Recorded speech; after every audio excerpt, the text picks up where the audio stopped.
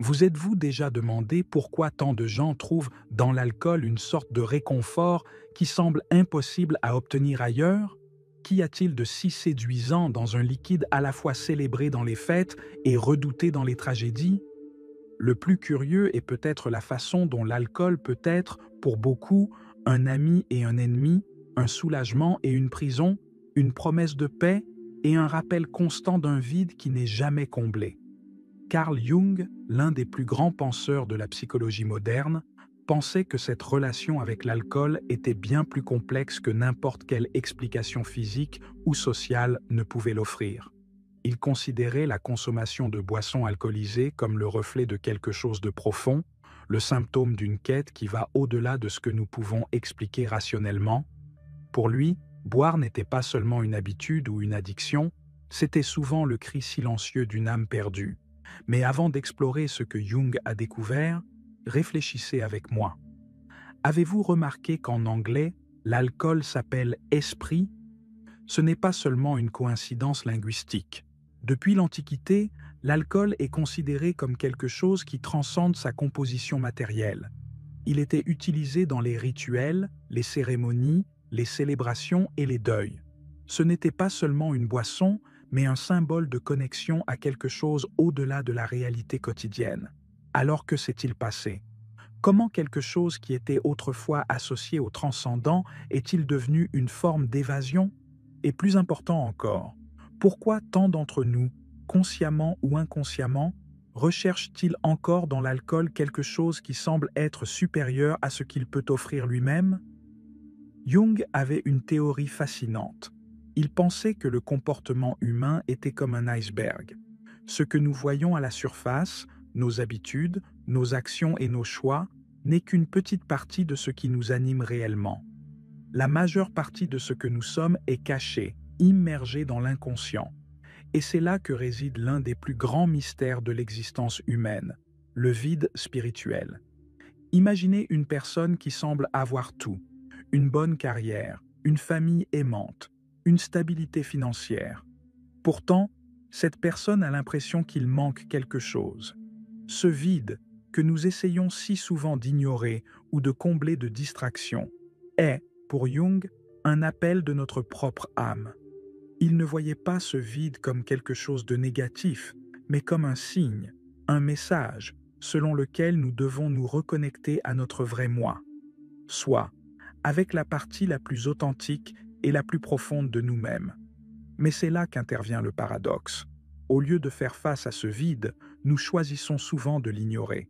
Nous recherchons des solutions rapides, des moyens d'engourdir la douleur et de faire taire la voix inconfortable qui nous appelle à quelque chose de plus grand. L'alcool, dans ce contexte, devient une solution de facilité. Il offre, l'espace d'un instant, l'illusion que le vide a disparu.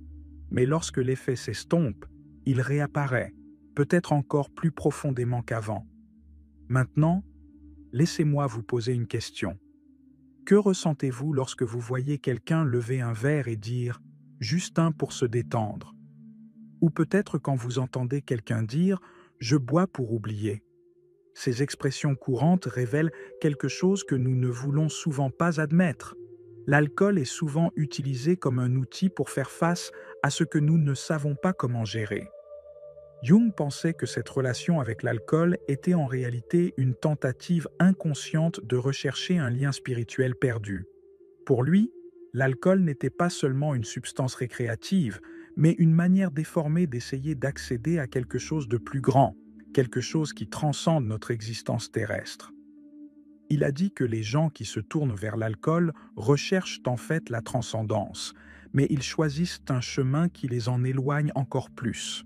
Et c'est là que se pose une question inconfortable. L'alcool nous aide-t-il vraiment à combler le vide, ou est-ce qu'il ne fait que l'amplifier?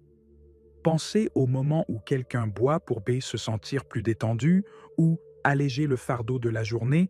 Ce sentiment de soulagement est-il réel ou s'agit-il simplement d'un masque que l'on met pour éviter d'affronter ce qui nous dérange vraiment? Pour Jung, le paradoxe était évident. Il a observé que plus une personne essaie de combler son vide avec de l'alcool, plus elle se déconnecte d'elle-même. Cela se produit parce que l'alcool, loin de guérir, anesthésie simplement. Cela fait taire le cri de l'âme, mais cela ne résout pas le problème qui a donné naissance à ce cri. Cette prise de conscience a conduit Jung à influencer directement les principes des alcooliques anonymes, connus sous le nom de 12 étapes. Il pensait que la première étape pour vaincre la dépendance consistait à reconnaître que le problème ne venait pas seulement de la substance, mais aussi de la déconnexion spirituelle qu'elle symbolisait. L'alcool, a déclaré Jung, est le substitut le moins cher à l'expérience spirituelle. Et voici une profonde ironie. Plus nous recherchons cette connexion à travers l'alcool, plus nous nous en éloignons. C'est comme essayer d'étancher votre soif avec de l'eau salée. Plus vous en consommez, plus vous avez soif. À ce stade, je veux que vous réfléchissiez. L'alcool est-il vraiment le problème ou est-ce simplement le symptôme de quelque chose de bien plus grave? Pensez à la façon dont il est présenté dans notre société. Un symbole de fête, de soulagement, de socialisation. Mais au fond, est-ce tout cela ou simplement une soupape de sécurité pour des problèmes auxquels nous préférons ne pas faire face? Dans la partie suivante, nous approfondirons encore plus ce concept de vide spirituel.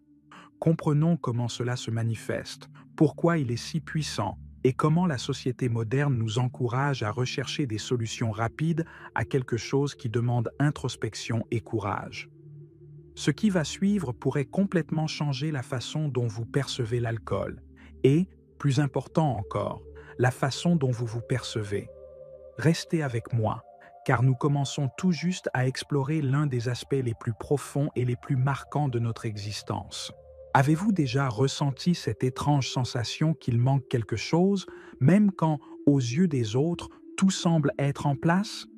Comme si, malgré toutes les réalisations, les moments heureux et les gens qui vous entourent, il y avait un espace en vous qui n'était jamais complètement rempli, ce sentiment que beaucoup d'entre nous tentent d'ignorer ou de cacher est plus courant qu'on ne le pense.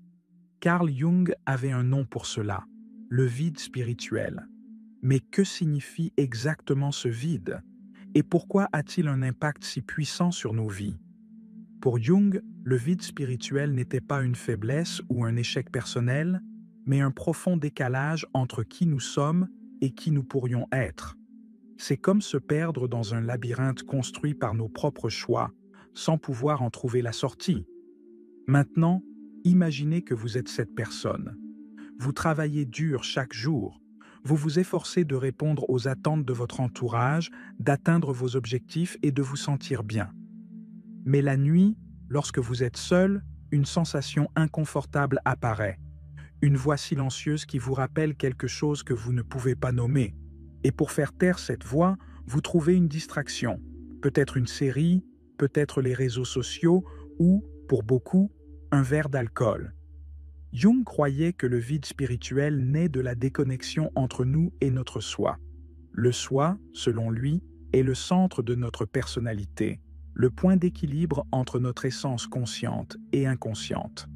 Lorsque nous nous éloignons de ce centre, que ce soit parce que nous vivons pour répondre aux attentes des autres ou parce que nous ignorons nos émotions les plus profondes, le vide spirituel commence à croître. Pensez à une plante qui n'est pas arrosée. De l'extérieur, cela peut paraître beau pendant un moment, mais à l'intérieur, il commence lentement à se faner. C'est ainsi qu'opère le vide spirituel. Cela ne vient pas de nulle part. C'est le résultat d'années passées à ignorer nos besoins les plus authentiques, à enterrer nos rêves et nos sentiments au nom d'une vie qui, en vérité, ne nous représente pas. Anna, une femme de 35 ans avec une carrière stable et une famille aimante, en est un exemple. Aux yeux de ses amis, elle a tout ce qu'on peut désirer. Mais à l'intérieur, Anna sent que quelque chose ne va pas. Elle se sent épuisée, comme si elle vivait en pilote automatique. Pour faire face à ce sentiment, chaque soir, après avoir couché ses enfants, elle ouvre une bouteille de vin. Au début, c'était juste un verre pour se détendre. Mais au fil du temps, un verre est devenu 2, puis 3, jusqu'à ce qu'elle se rende compte que la seule chose qui faisait paraître le vide plus petit était ce vin. Mais au fond, Anna sait que le vin ne résout pas le problème. Il masque simplement ce qu'elle ressent. et le lendemain matin, le vide revient avec encore plus de force. C'est le schéma que Jung a vu chez tant de gens. Il croyait que l'alcool, pour beaucoup, n'était pas seulement une boisson, mais aussi un anesthésique émotionnel. Quelque chose que nous utilisons pour faire taire les cris du vide spirituel, ne serait-ce que pour quelques heures. Combien de fois avez-vous entendu des phrases comme « Aujourd'hui a été une journée difficile, je mérite une bière. Je vais juste en boire un pour oublier mes problèmes. Sans un verre, je n'arrive pas à me détendre. » Ces phrases, si courantes, reflètent quelque chose de plus profond. Ils montrent comment nous utilisons l'alcool pour combler des lacunes émotionnelles que nous savons au fond de nous qu'il ne peut pas combler. Jung a expliqué que cela se produit parce que l'alcool offre une illusion de soulagement, mais ne constitue jamais une véritable solution. Et cette illusion a un prix. Lorsque l'effet de l'alcool s'estompe, le vide revient, et souvent avec encore plus d'intensité. C'est comme essayer d'éteindre un incendie en versant de l'essence. Au début, cela semble fonctionner, mais bientôt le feu prend encore plus d'ampleur. João était un homme de 42 ans, avec une routine que beaucoup considéreraient enviable. Il avait un travail stable, une épouse aimante et 2 enfants adorables, mais intérieurement, João se sentait perdu. Chaque soir, après avoir couché ses enfants, il s'enfermait dans son bureau avec une bouteille de whisky. Il se dit que c'était juste pour se détendre, pour oublier le stress de la journée. Au fil du temps, ce qui était au départ une habitude occasionnelle est devenu une nécessité. João a commencé à réaliser qu'il ne pourrait pas passer une nuit sans boire. Il s'est justifié en disant qu'il méritait ce moment, que c'était juste une manière de lui faire perdre la tête. Mais en réalité, l'alcool devenait un moyen de s'évader. Lorsque John a finalement demandé de l'aide, il a réalisé quelque chose qui a changé sa vie. Le problème n'était pas le whisky, mais le vide qu'il essayait de combler avec. John avait passé des années à ignorer ses émotions, à enterrer ses peurs et à vivre pour répondre aux attentes des autres. L'alcool n'était qu'un symptôme de quelque chose de bien plus grave. Jung croyait que la première étape pour combler le vide spirituel était de le reconnaître. Il a déclaré que tant que nous ne serons pas confrontés à ce qui est en nous, nous continuerons à chercher des solutions extérieures qui ne suffiront jamais. Mais comment y parvenir dans une société qui nous apprend à éviter l'inconfort à tout prix? Nous vivons dans un monde qui nous encourage à chercher des distractions rapides face à tout type de douleur émotionnelle. Vous êtes-vous senti triste? Voyez quelque chose sur votre téléphone portable. Êtes-vous anxieux? Prenez des médicaments? Est-ce vide? Remplissez le verre. Le problème est que ces solutions rapides ne résolvent jamais le problème. Ils ne font qu'approfondir le problème, le rendant encore plus difficile à résoudre. Jung nous enseigne que combler le vide spirituel demande du courage. Il ne s'agit pas de chercher quelque chose en dehors de nous-mêmes, mais de regarder à l'intérieur, d'accepter nos défauts, nos peurs et nos ombres. À ce stade, je veux que vous fassiez une pause et réfléchissiez. À quel moment de votre vie avez-vous ressenti ce vide? Et comment avez-vous géré cela? Peut-être n'avez-vous jamais consommé d'alcool pour vous évader, mais vous avez peut-être trouvé d'autres moyens d'essayer de le combler. Travail excessif, shopping, réseaux sociaux. Carl Jung a dit que le vide spirituel est comme une vocation. Il n'est pas là pour nous punir ou nous faire souffrir, mais pour nous rappeler que quelque chose en nous a besoin d'attention. La question est, êtes-vous prêt à entendre cet appel? Si cette réflexion résonne en vous, si quelque chose dans ce qui a été dit a éveillé une nouvelle perspective ou un malaise que vous ne pouvez ignorer, je veux vous lancer une invitation. Abonnez-vous à la chaîne et profitez de cette vidéo dès maintenant. En faisant cela, vous contribuez non seulement à amplifier ce message, mais vous franchissez également une étape importante dans votre propre voyage de découverte de soi. Et rappelez-vous, dans la partie suivante, nous explorerons comment la société moderne a déformé la relation entre alcool et transcendance et ce que cela révèle sur nos choix et nos priorités. Ce qui va suivre pourrait complètement transformer votre façon de voir ce problème. Alors soyez patients, nous avons encore beaucoup à découvrir ensemble. Et si l'alcool pouvait parler? Que nous apprendrait-il sur nos choix, nos peurs et ce que nous recherchons réellement? Peut-être nous dirait-il qu'il ne s'agit pas seulement d'une boisson, mais du reflet de quelque chose de bien plus profond, notre recherche de transcendance. Depuis l'Antiquité, l'alcool est plus qu'une substance chimique. Il était un symbole, un outil pour relier l'humain au divin, le terrestre au transcendant. Mais au fil des siècles, quelque chose a changé. Ce qui était sacré a été déformé, transformé en une évasion, et non plus en un pont vers quelque chose de plus grand. Avez-vous déjà remarqué qu'en anglais, l'alcool s'appelle esprit? Ce mot n'a pas été choisi au hasard. Historiquement, l'alcool a été étroitement lié aux cérémonies religieuses et aux moments de transcendance spirituelle. Pensez aux anciens Grecs, qui célébraient Dionysos, le dieu du vin et de l'extase. Pour eux, la consommation de vin lors de rituels était un acte sacré, une manière de briser les limites du réel et de toucher le divin. La même chose peut être observée dans différentes cultures, des banquets vikings aux cérémonies spirituelles des communautés autochtones. Mais alors, que s'est-il passé? Comment quelque chose qui était autrefois associé au sacré est-il devenu un outil d'aliénation? Se pourrait-il que, même aujourd'hui, nous continuions inconsciemment à rechercher la transcendance à travers l'alcool? Carl Jung avait une vision fascinante à ce sujet. Il pensait que l'alcool portait encore, dans son essence, cette symbolique de transcendance, mais que notre société moderne en avait dénaturé l'usage. Au lieu d'un outil pour nous connecter au divin, c'est devenu un moyen d'engourdir notre douleur et d'échapper à notre réalité. Cette transformation n'est pas le fruit du hasard. Cela reflète la séparation de l'humanité de sa propre essence spirituelle. Maintenant, réfléchissez un instant. Combien de fois avez-vous entendu quelqu'un dire qu'il se sent plus léger ou plus libre après quelques verres? Pourquoi l'alcool est-il si courant en période de fête, mais aussi en période de deuil ou de tristesse? Cela se produit parce que cela modifie notre état de conscience, brise les barrières internes et, pendant un bref instant, nous fait ressentir quelque chose qui semble plus profond que d'habitude. Mais voici le paradoxe.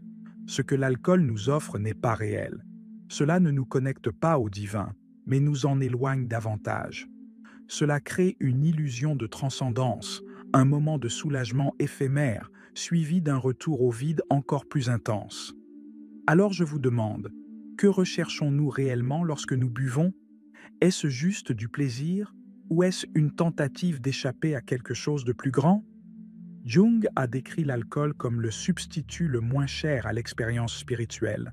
Cette phrase, à première vue, peut ressembler à un jugement, mais il s'agit en réalité d'un profond diagnostic. Il croyait que beaucoup de gens se tournent vers l'alcool parce qu'ils ressentent, au fond, le besoin de quelque chose de plus grand, de quelque chose qui donne un sens à leur vie. Mais au lieu de chercher ce sens en eux-mêmes, ils regardent à l'extérieur et finissent par tomber dans un cycle d'illusion et de dépendance. Ce cycle est courant, c'est pourquoi l'alcool est si présent dans notre culture.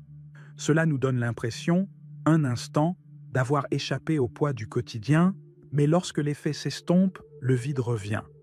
Et c'est ce retour qui nourrit le besoin de plus. Plus de boissons, plus d'évasion, plus d'illusions. Maintenant, laissez-moi vous raconter une histoire. Marcos était un jeune professionnel avec une vie qui, pour beaucoup, semblait parfaite.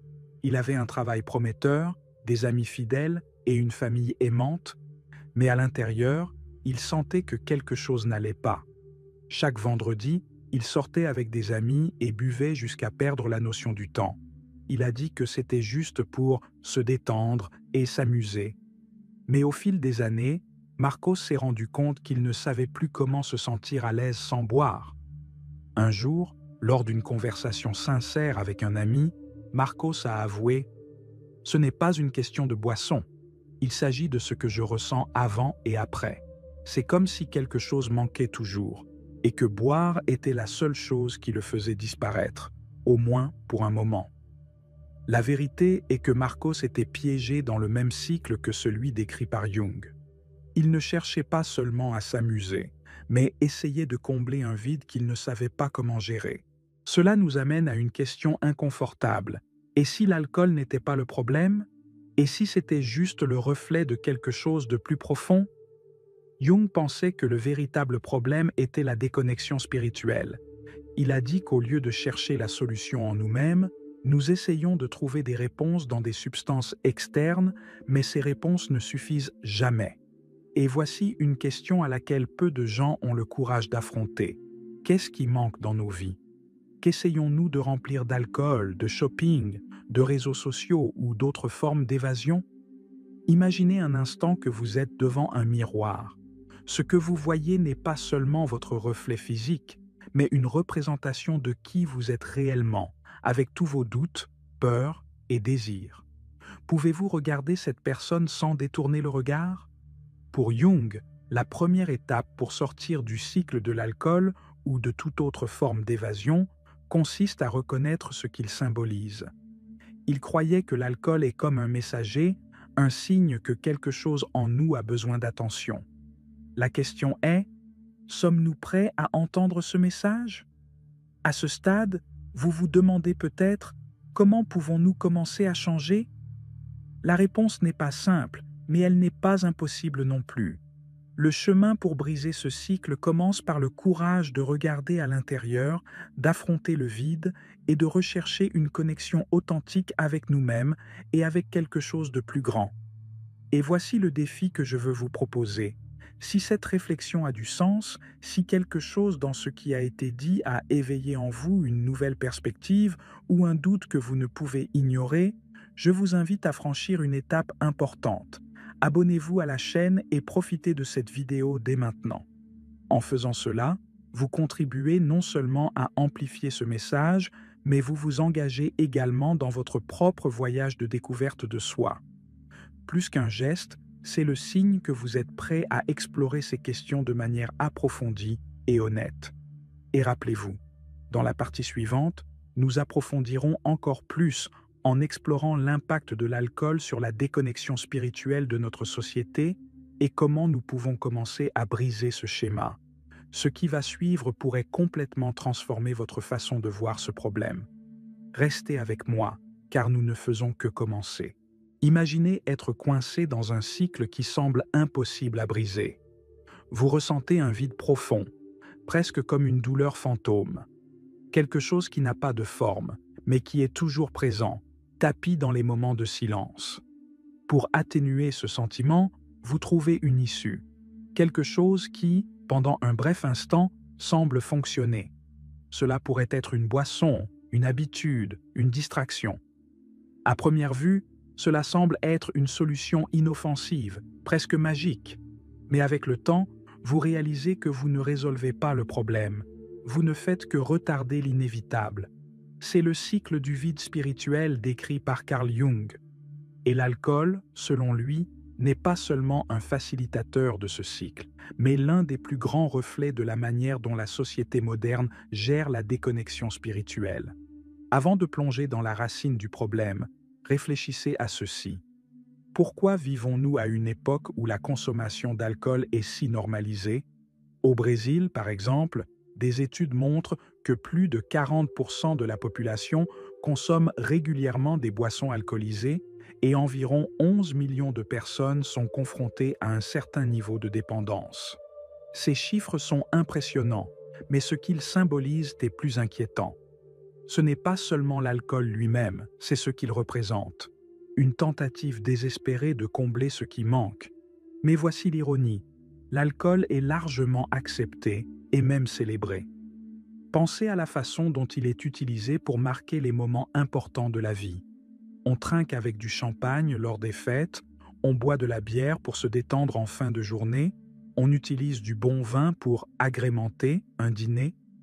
Mais qu'en est-il lorsqu'il cesse d'être un accessoire et devient un pilier? Quand l'alcool n'est plus un choix, mais une nécessité? Carl Jung pensait que l'alcool était le substitut le moins cher à l'expérience spirituelle, car il offre une illusion temporaire de connexion. Mais contrairement à la véritable spiritualité, qui nous rapproche de qui nous sommes réellement, l'alcool nous éloigne de nous-mêmes. Pensez à l'histoire de Laetitia, une jeune journaliste de 28 ans. Pendant la pandémie, elle a commencé à boire à la maison. Au début, c'était quelque chose de petit, un verre de vin pour se détendre après une journée stressante, mais au fil du temps, elle a réalisé que le vin faisait désormais partie de sa routine, un compagnon constant. Laetitia se dit que c'était juste une habitude, quelque chose d'inoffensif. Après tout le monde l'a fait. Mais au fond, elle savait qu'elle utilisait sa boisson pour faire face à quelque chose de plus grave. Ce à quoi Laetitia a été confrontée, c'est la déconnexion émotionnelle que tant de gens ressentent mais ne peuvent pas nommer. C'est le cycle. Nous consommons de l'alcool pour échapper à un problème, mais ce faisant, nous en créons de nouveaux. Lorsque l'effet s'estompe, le vide que nous essayons d'éviter est de nouveau là, peut-être même plus fort. Alors nous buvons davantage et le cycle continue. Et voici le truc. Le cycle de l'alcool est séduisant, car il offre une solution rapide, tandis qu'une véritable transformation demande du temps, des efforts et du courage. Mais, pour Carl Jung, cet effort est indispensable. Il croyait que la véritable transcendance ne peut être atteinte que lorsque nous faisons face à nos ombres et traitons de ce qui nous cause réellement de la douleur. Maintenant, réfléchissons à cela à plus grande échelle. Nous ne parlons pas seulement d'individus confrontés au cycle du vide spirituel, nous parlons de toute une société. Nous vivons dans un monde qui nous encourage à rechercher des solutions immédiates à des problèmes profondément enracinés. Vous vous sentez anxieux? Distrayez-vous avec votre téléphone portable. Vous vous sentez perdu? Faire du shopping? Êtes-vous épuisé émotionnellement? Ouvrez une bouteille de vin. Le problème est que ces solutions ne résolvent rien. Ils ne font qu'approfondir le problème, tout en nous éloignant de nos véritables besoins. Jung y voyait une crise collective.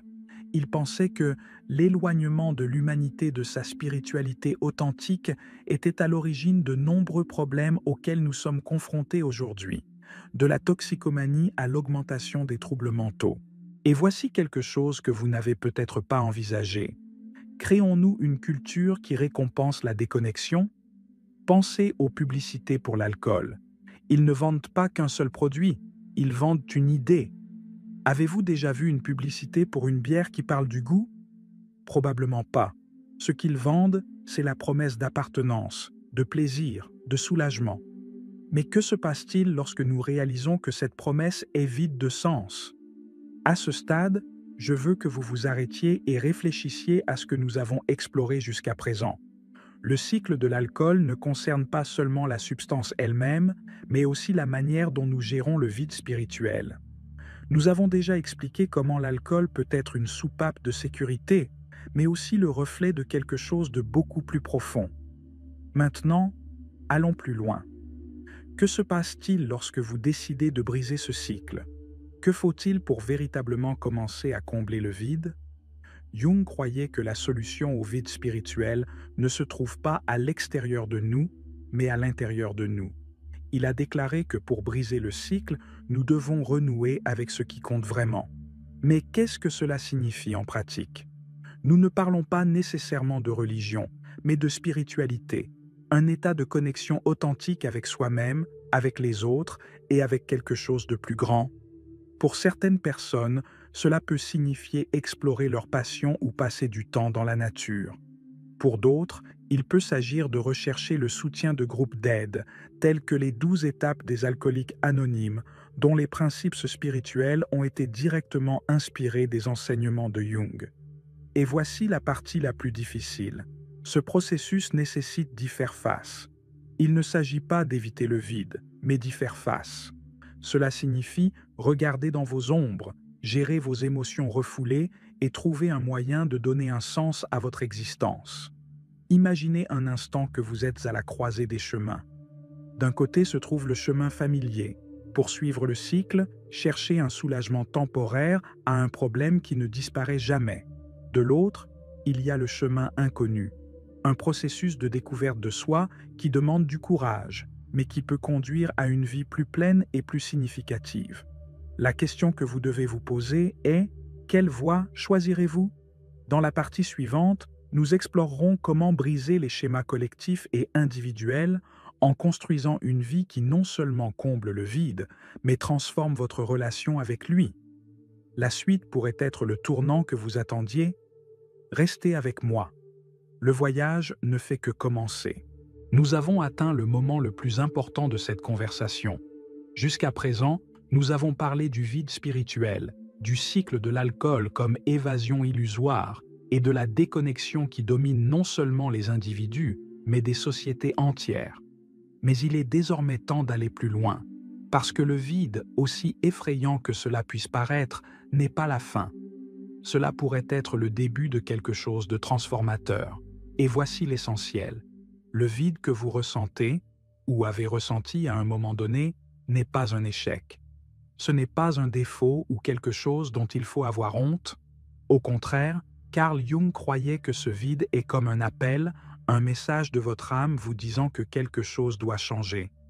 La question est, êtes-vous prêt à écouter? Considérez le vide comme une boussole mal alignée.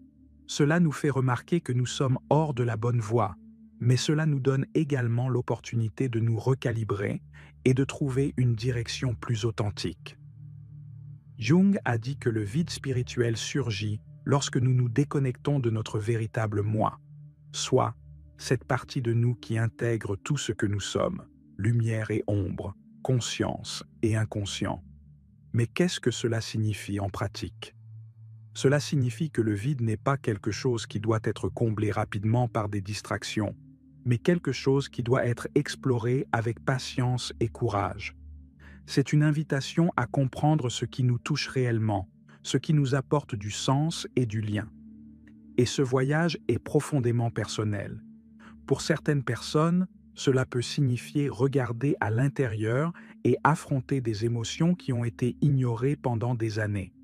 Pour d'autres, cela peut signifier renouer avec quelque chose de plus grand, que ce soit à travers la nature, l'art, la spiritualité ou le service aux autres. Le chemin est unique, mais l'objectif est universel. Trouver un sens qui dépasse les superficialités. Maintenant, imaginez que vous êtes face à une bifurcation sur la route. L'un des chemins est familier. Cela vous amène à répéter les mêmes schémas, à rechercher un soulagement temporaire à des problèmes qui ne disparaissent jamais. C'est le chemin du confort immédiat, mais aussi du vide persistant. L'autre manière est différente. Cela demande du courage, des efforts et surtout de l'honnêteté envers soi-même. C'est le chemin de la reconnexion, de la découverte de soi, de l'adaptation.